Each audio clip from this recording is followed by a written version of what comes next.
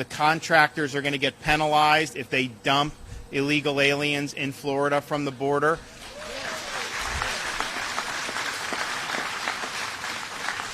And then I got $12 million that I'll have access to very soon. We're going to use that to reroute if he sends a caravan to Florida, we're rerouting it to places like Delaware and other sanctuary states.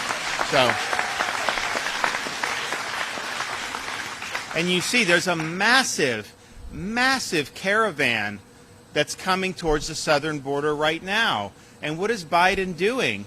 He's fumbling around on late-night TV shows, and he needs to get in the game here, and he needs to defend our country's sovereignty because that's going to absolutely overwhelm not just Texas, but it's going to overwhelm a lot of other communities throughout the United States of America. We didn't have a fully sealed border when he came in, but it was much better than it had been, and now this is the worst it's ever been. And the result is you have fentanyl pouring into this country. You've got sex trafficking. You've got all kinds of really, really bad stuff. The number one cause of death for people 18 to 45 in this country right now is fentanyl overdose. That would not happen if you didn't have the border open and this stuff pouring in record numbers. So these policies are very destructive, and I think that if those caravans are allowed to come in, I mean, it's going to be overwhelming. And so, we sent people last summer,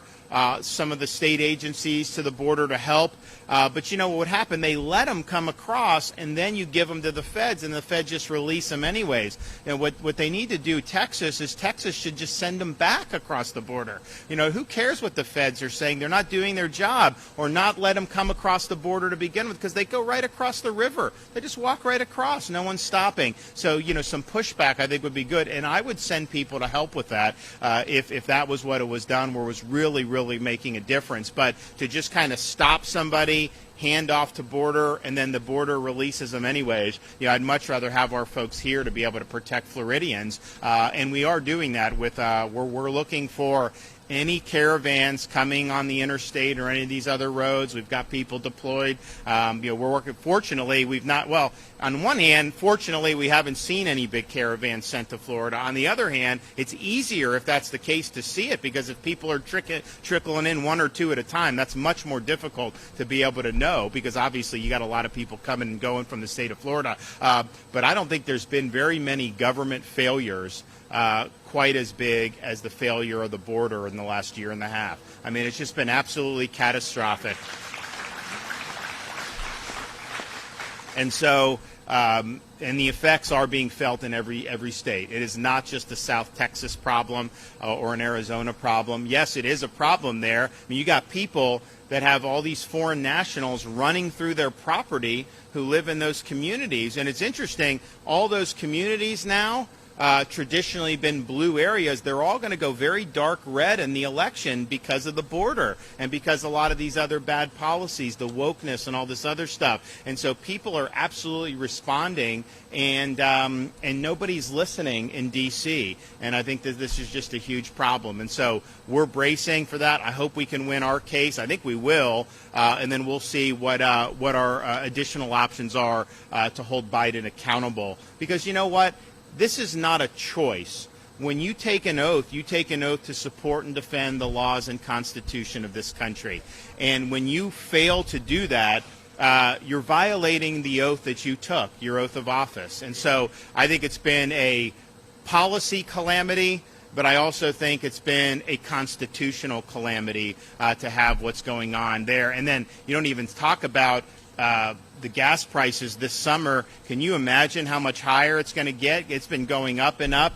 They declare war on American energy. It's gone up more in the U.S. than it's gone up in Germany and a lot of these other European countries because of the policies, because they're trying to do this. And someone's going to have to explain to me, how you don't want energy from your own country because of global warming, but you can get it from Maduro and some of these thugs, and somehow is that different oil? Or, I mean, what am I missing here? Of course not. It's politics. It's ideology. And it's based on this notion that somehow you can run a modern economy without using the energy resources that we have. And we were energy independent prior to Biden taking office. And now that is changing in a big, big way. And you feel it at the pump more than ever. It's the highest I've ever seen gas in my life, and I was born and raised in Florida. The summer driving season is likely going to push it even higher for people. So that has a hugely negative effect on people's incomes and budgets.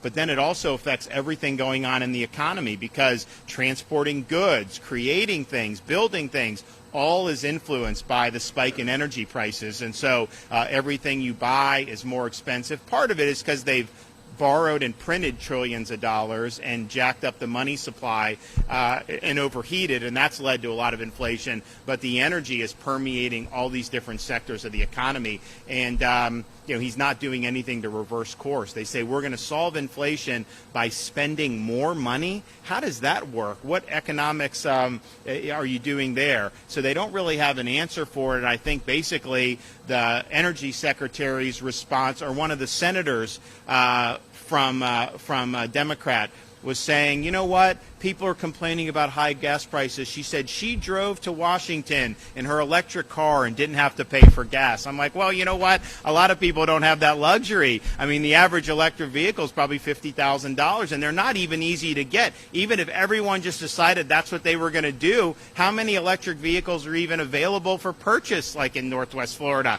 Not enough, I can tell you that. And so this is just really ridiculous. But it's been a huge, huge negative for a lot of people, and it's really hurting our economy. Florida, we're getting the policy right. You look at our big budget surplus, our tax relief, all these great things, but then to have the feds come in with these policies, is really, really disappointing. So our job, protect against Bidenflation, protect against Biden's policies, and making sure Florida is not diverted off course. So we're going to continue plowing ahead, and we're going to continue to be making the right decisions. All right, let's get this done.